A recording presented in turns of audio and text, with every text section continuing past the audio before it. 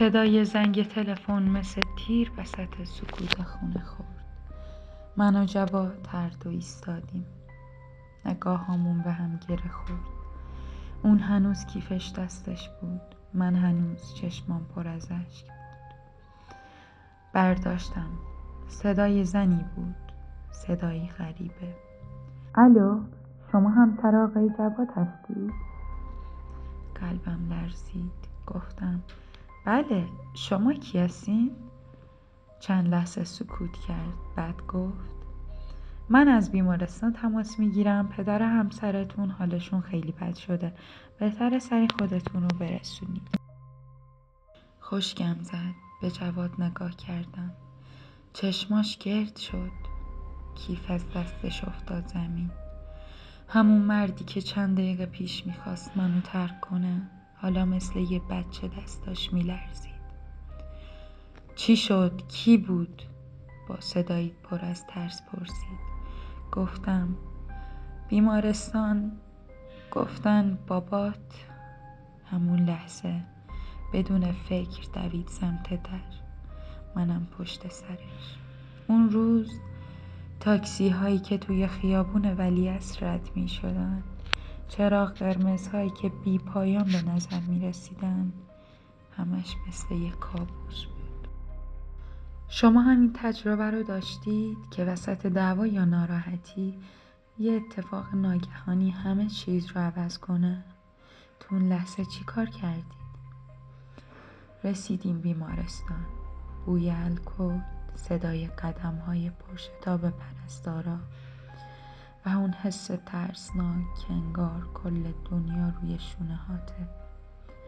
جواد مثل دیوونه ها میدوید و منم پشت سرش. وقتی وارد بخش شدیم پرستار جلوشو گرفت. شما نمیتونین برید داخل، باید صبر کنید. اون نشست روی صندلی فلزی. دستاشو زد به سرش. برای اولین بار دیدم جواد، مردی که همیشه خودش رو محکم نشون میداد، جلوی من شکست. من کنارش نشستم. دستمو گذاشتم روی دستش. اولین بار بود بعد از مدت‌ها دستامو به هم میخورد.